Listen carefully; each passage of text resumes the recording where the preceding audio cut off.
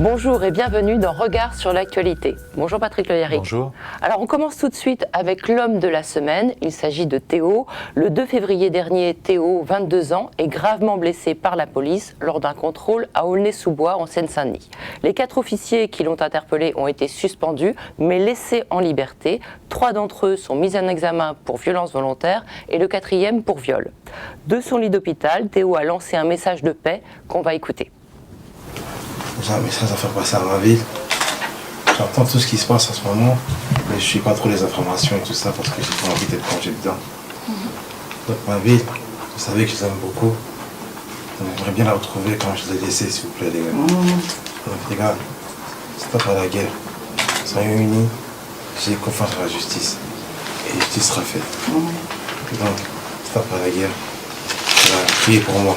Priez pour moi, et puis parmi vous, et tous ensemble. Alors depuis, malgré ce message d'apaisement, la colère gronde. En effet, cette affaire n'est pas un cas isolé. Dans les quartiers populaires, les jeunes sont régulièrement humiliés par des policiers dont l'impunité développe un sentiment d'injustice et fracture la société.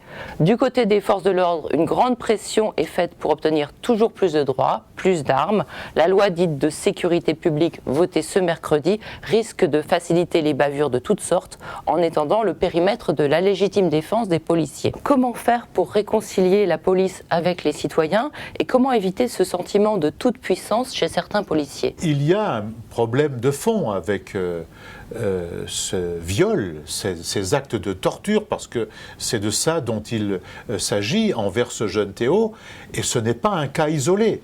Il a des copains qui ont témoigné qu'ils ont subi la même chose. Et il y en a d'autres dans d'autres quartiers, dans d'autres villes, qui ont subi la même chose. Il y a des jeunes comme lui, Adama notamment, Ziad Ebounet, et d'autres, qui ont trouvé la mort à cause de cela. Et donc, il y a donc un problème lourd de relation entre la police et les habitants des cités et les jeunes, mais c'est le révélateur d'un problème beaucoup plus fondamental, une ambiance générale détestable, où on a laissé se déchaîner n'importe quelle idée, laissant croire qu'on n'est pas tous les mêmes, selon la couleur de notre peau, on n'a pas tous les mêmes capacités. Or, dans les cités populaires, qu'on soit d'origine du Maghreb, d'origine d'Afrique, d'origine de Bretagne comme moi, on est citoyen français, on doit avoir légal accès aux emplois, aux écoles, à la formation, aux droits de circulation. Or, dans cette ambiance générale dont je parle, avec les mots d'un ancien président de la République qui a été les provoquer, les traités de racailles par exemple, ceci déchaîne évidemment toutes les passions, toutes les haines, tout ce qu'on connaît de plus sale aujourd'hui envers ces jeunes, en les reléguant en permanence comme s'ils étaient des gens à part. Ça me fait penser un peu à ce qu'on a fait dans d'autres pays où on a mis des gens selon la couleur de la peau dans des cités. La discrimination, le contrôle au faciès, l'inégalité dont sont victimes ces territoires, la privation des services publics et la police elle-même. Puisque la police, elle manque d'effectifs, elle manque de gens formés. C'est souvent des jeunes inexpérimentés qu'on emmène dans ces lieux les plus difficiles. On a supprimé quelque chose qui était extrêmement intéressant, ce qu'on appelait la police de proximité, qui faisait le lien entre les populations, entre les médiateurs de rue, entre les animateurs, entre les services municipaux, l'école parfois. Et donc tout ça a été détruit. Et donc si on ne revient pas à une autre politique cohérente qui vise l'égalité des territoires et qui vise à considérer tous les êtres qui habitent sur quelques lieux de notre territoire en capacité d'être les égaux d'autres dans le pays et même au-delà de notre pays, on continuera à avoir les difficultés qu'on connaît aujourd'hui. Autrement dit, il y a deux problèmes qui sont quasiment les mêmes. Les violences et ces actes de viol sont intolérables, inexcusables et ils doivent être traités comme tels par la justice. Mais il faut bien comprendre que le service public de la police nationale a lui aussi sa propre crise. La police nationale, en retour, ne peut pas se considérer comme un corps pour elle-même. C'est un corps d'État au service de la République et de la nation. Et d'un autre côté, il y a de nouveaux efforts à faire qui sont considérables pour sortir ces jeunes du ghetto dans lequel on les met. Et donc ça passe par les questions de l'école, les possibilités de formation, même de retour à la formation pour certains d'entre eux, et l'emploi. Il y a, dans toutes ces cités populaires, il y a des gens formidables, il y a des sportifs, il y a des artistes, il y a des musiciens, il y a des scientifiques qui, chaque année, sortent et puis ont une activité ici et même à l'étranger. Donc cette grande politique pour l'égalité territoriale, il faut maintenant la bâtir pour aller de l'avant. On se tourne maintenant vers la Palestine. Un texte voté début février par la Knesset autorise l'État israélien à légaliser des colonies sauvages et à s'approprier des terres palestiniennes. Ce pourrait être le prélude à l'annexion totale de la Cisjordanie. Alors si l'ONU et les pays européens condamnent oralement cette loi, ils n'évoquent pour l'instant aucune sanction. Quant à Donald Trump, il joue un jeu plus que trouble avec Benyamin Netanyahou. Alors pour l'Organisation de libération de la Palestine, cela prouve que le gouvernement Netanyahou détruit délibérément les chances de paix, et l'OLP appelle à la communauté internationale à prendre des mesures punitives avant qu'il ne soit trop tard. Alors quelles pourraient selon vous être ces mesures ? D'abord, il faut bien comprendre et se remémorer que la Palestine est un territoire occupé, est un territoire qui appartient aux Palestiniens et qui est occupé, et ceci au mépris de toutes les résolutions de l'Organisation des Nations Unies. Maintenant, on est en train de nous proposer de passer à une étape supérieure, puisque dans l'occupation, il y a ce qu'on appelle une colonisation, c'est-à-dire il y a des gens, des Israéliens, qui viennent faire des maisons et prendre des terres à des Palestiniens. Et il y avait 50 lieux qui étaient jusque-là jugé même du point de vue du droit israélien comme illégal. Autrement dit, il y avait un consensus israélien pour dire « ça ne doit pas se faire ». Et là, maintenant, ce que vous dites, c'est que le Parlement israélien, il vote une loi qui s'applique sur un territoire qui ne lui appartient pas, même pas du point de vue de son propre droit. Et donc, on est dans une situation nouvelle. On va passer de l'occupation au mot que vous avez employé, celui de l'annexion totale, si on laisse faire, et ceci au mépris de ce qui a toujours été défendu jusque-là, partout, il y a un consensus mondial autour de cette idée, c'est qu'il faut deux États.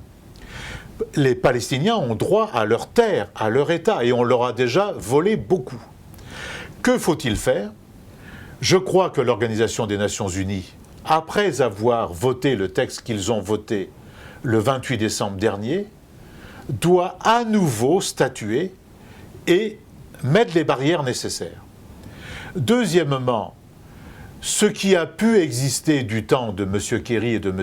Obama, manifestement est terminé, puisque M. Trump dit n'importe quoi à ce propos, est prêt, lui, à accepter ce que demande la direction israélienne, c'est-à-dire une annexion totale, on le sent bien, et ceci dans le cadre d'une reconfiguration générale et d'alliances nouvelles à l'intérieur du Proche et du Moyen-Orient lui-même.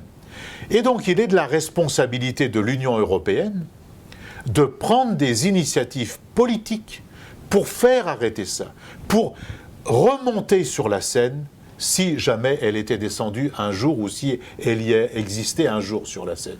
Et elle a un atout, elle a un outil pour le faire, il faut qu'elle mette entre parenthèses l'accord qui existe entre l'Union européenne et Israël du point de vue du commerce, c'est ce qu'on appelle un accord d'association.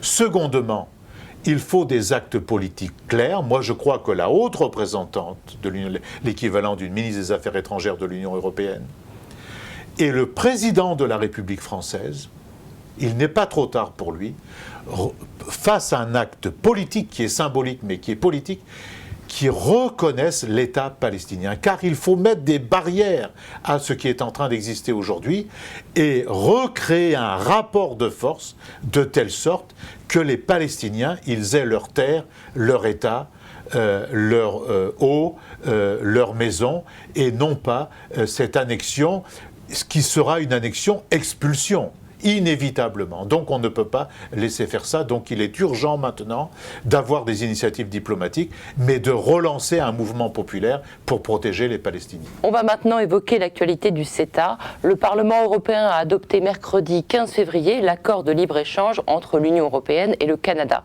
Une grande partie du texte pourrait entrer en application provisoire dès le mois d'avril, mais il doit encore être ratifié par les parlements régionaux ou nationaux qui peuvent bloquer son entrée en vigueur. Alors ce traité qui, selon un rapport de la Commission européenne, va détruire 300 000 emplois en Europe, dont 45 000 rien qu'en France, a été présenté par ses partisans comme la réponse de l'Europe et du Canada à la politique de Donald Trump. Qu'en pensez-vous? Ceux qui le présentent comme ça aujourd'hui sont de fiefs menteurs, pour la simple raison qu'on est en train de négocier ce traité depuis bien des années, bien avant l'existence ou la connaissance de ce sinistre monsieur Trump.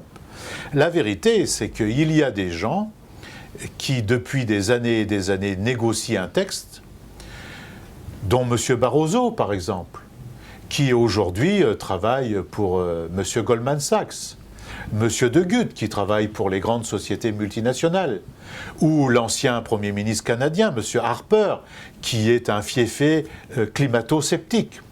Donc on a des gens au service des sociétés multinationales qui ont négocié un traité dit de libre-échange pour les sociétés multinationales, c'est-à-dire la consanguinité entre ces responsables politiques et puis les grandes sociétés industrielles, commerciales, numériques désormais et financières sur la planète, ils trouvent bien leur compte. Et c'est pour ça, oui, que c'est un traité contre l'emploi, contre la santé humaine, contre l'environnement, parce que d'ailleurs, une des choses que vient de faire M. Trudeau, c'est qu'il vient d'ouvrir ce que M. Obama avait refusé jusque-là, c'est-à-dire le tuyau qui va permettre le transbordement de gaz de schiste du Canada vers les États-Unis. Donc, au mépris de la conférence sur le climat qui a eu lieu à Paris. Donc, on est dans cette situation aujourd'hui où on a un traité au seul service des sociétés transnationales, mais par-dessus le marché, je prétends que c'est un traité qui constitutionnalise un nouveau droit. Parce que le Parlement européen l'a voté. On dit que c'est un accord mixte. Pourquoi? Parce que ce n'est pas seulement un accord qui concerne le commerce. C'est un accord qui concerne aussi les normes sociales, environnementales, sanitaires, alimentaires, sociales.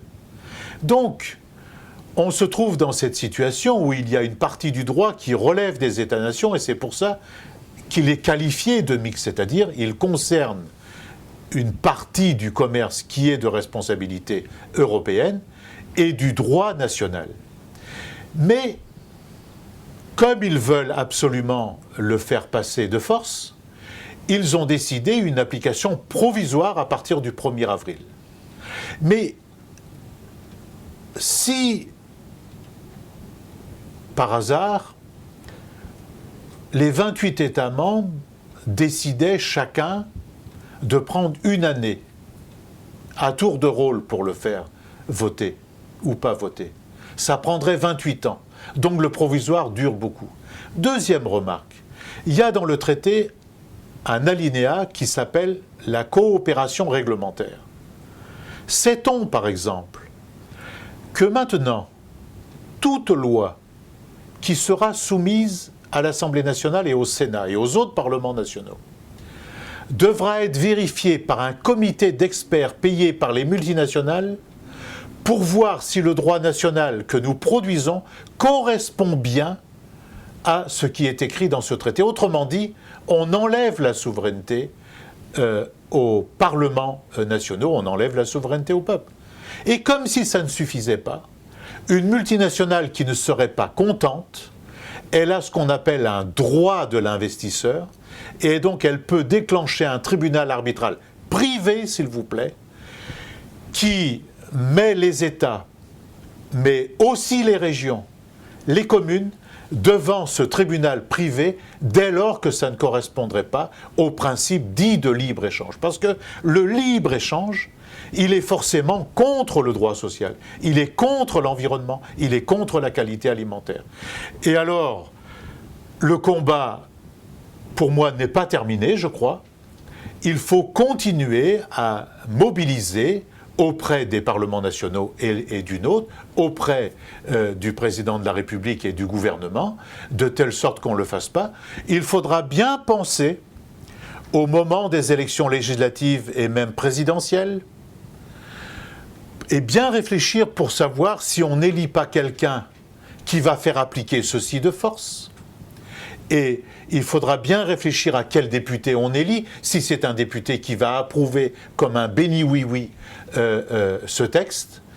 Et je crois qu'on ne peut pas laisser faire une problématique de cette ampleur sans trouver le moyen de consulter les citoyens, sans avoir un débat démocratique. Nous avons fait notre travail, l'humanité a consacré beaucoup d'espace, beaucoup d'explications à cela. Nous avons produit un livre qui est le traité avec le Canada mis à nu, mais il faudra, au bout de ce débat, une consultation par référendum. Les gens doivent pouvoir dire s'ils veulent qu'on continue à souiller l'environnement, qu'ils veulent manger des choses qui ne font que produire des maladies, et s'ils veulent baisser en permanence les droits sociaux et humains. Direction maintenant le sud-ouest de la France où la révolte couve dans les campagnes à cause de la grippe aviaire. Alors malgré l'abattage massif, l'épizootie n'en finit pas. Des mesures ont d'ailleurs été étendues cette semaine à 48 communes supplémentaires. Et cette décision qui a été prise d'observer un vide sanitaire de plusieurs semaines sur l'ensemble du territoire concerné risque d'entraîner la disparition des petites unités de production, mais aussi d'accouvage et de transformation qui n'auront plus de travail pendant 4 à 6 mois. Alors à votre avis, les éleveurs ont-ils raison de craindre la disparition des petits et moyens élevages au profit de grosses unités où se concentreront les animaux? Oui, il y a pour moi comme un mystère dans ces affaires. Et donc il serait utile qu'il y ait des vraies commissions d'enquête, des commissions d'enquête parlementaires d'une part, mais aussi des commissions d'enquête diligentées par la justice elle-même. Parce que c'est un fait que ceux qui vont tomber les premiers seront les petits et moyens, et ils ne pourront pas se relever. Et c'est un fait aussi que ceci est en train de se faire dans un cadre de libre circulation et de concurrence à l'intérieur de l'Union européenne. Ce savoir-faire, par exemple, on est en train de nous le voler. On fait aujourd'hui du foie gras à bas prix, bien souvent, peut-être aussi de basse qualité, dans les pays de l'Est, et qui mettent en concurrence avec nos propres traditions gastronomiques et notre propre qualité alimentaire. Et donc, d'une part, il faut soutenir ceux qui sont dans le malheur aujourd'hui, il faut une solidarité nationale pour les aider, et il faut vraisemblablement pousser la réflexion autour du type d'agriculture qu'on veut. Est-ce qu'on veut une agriculture industrialisée dans des zones à bas coût, ou est-ce qu'on veut préserver nos atouts gastronomiques, notre qualité alimentaire, nos savoir-faire? Et ça nécessite des petites unités de production, et même ce qui avait été commencé à être fait et qui était très intéressant, vous savez, dans beaucoup d'endroits, l'éleveur, il fait tout, il va jusqu'à la fabrication de son foie gras chez lui, et c'est ce qui faisait notre renommée, à l'opposé d'une sorte d'industrialisation à la fois de l'élevage et de la production de foie gras. Et donc il y a aujourd'hui un changement à opérer. Moi je ne vois pas le mal partout, mais pour moi c'est mystérieux que subitement on casse comme ça année après année nos élevages. On termine avec le chanteur Renaud. Il vient d'être récompensé par une victoire de la musique et il sera à la Fête de l'Humanité en septembre prochain. Ça va? Ouais, pas trop le trac. On n'est pas trop nombreux. Moi, j'ai même pas peur. Hey, c'est le dernier concert de ma tournée Rouge Sang. Ça m'emmerde de la finir cette tournée, mais ça me fait plaisir symboliquement de la finir ici. C'est mon dernier concert et c'est aussi ma dernière tournée, mais pourvu que ce soit jamais la dernière fête de l'UMA. On a besoin d'elle. Pour sentir la solidarité et la fraternité. Pour un rempart annuel, au moins, à la barbarie.